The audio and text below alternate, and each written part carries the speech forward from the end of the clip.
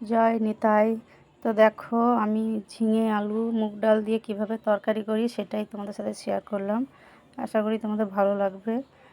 তো দেখো ডালটা ভালো করে ধুয়ে নিয়েছিলাম, তার মধ্যে কড়া বসিয়ে দিয়েছি, কড়া গরম হয়ে গেছে, তেল দিয়েছি, তেল দেওয়ার পরে আলুটা ভালো করে নেড়ে চেড়ে ভেজে নিয়েছি। তো ভাজা হয়ে গেছে, তুলে রাখলাম। তুলে রেখে তার মধ্যে সেই তেলের মধ্যে দিয়ে দিলাম তেজপাতা, লঙ্কা, পাঁচফোড়ন, আর ডাল ধুয়ে রেখেছিলাম সেই ডালটার মধ্যে দিয়ে দিলাম তেলের উপর দিয়ে খুব ভালো করে নেড়ে নিলাম। একটু ভাজা ভাজা হয়ে গেল যেই সেই ঝিঙেটা দিয়ে দিলাম। তো ঝিঙে দেওয়ার পরে একটু নেড়ে চেড়ে আদা বাটা দিলাম, তার মধ্যে একটু হলুদ, জিরে গুঁড়ো, নুন, একটু জল, একটু লঙ্কার গুঁড়ো দিলাম, দিয়ে টমেটো দিয়ে ভালো করে নেড়ে কষে আলু ভাজাটা ছিল দিয়ে দিলাম। তো ভাজা আলুটা দিয়ে ভালো করে কষে নিলাম। কষা হয়ে গেছে, জল দিয়ে দিলাম।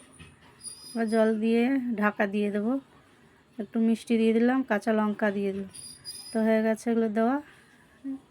এবার ডাল আলু সেদ্ধ হয়ে এসছে, তো দেখে নিলাম। আর একবার ঢাকা দিয়ে দেবো, তারপরে নামাবার আগে ঘি দিয়ে দেবো।